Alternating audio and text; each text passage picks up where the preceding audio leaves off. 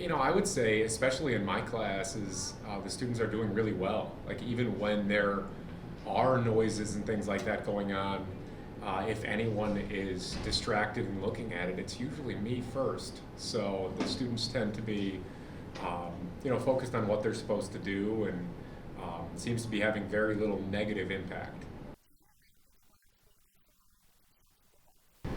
Yeah, my teacher finds it hard to teach sometimes because the noise is so distracting. It's pretty much right outside her window, so she has to stop class sometimes, and we kind of joke about it. But also, it's impacting how she teaches.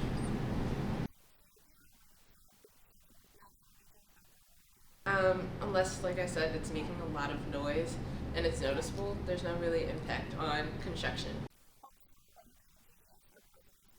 I'm excited for even just the changes that have come forth already.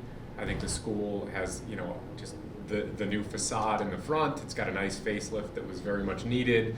The turf field is awesome, and just all the renovations I think were greatly needed with the school, and the updates I think are going to be well worth the little bit of difficulty.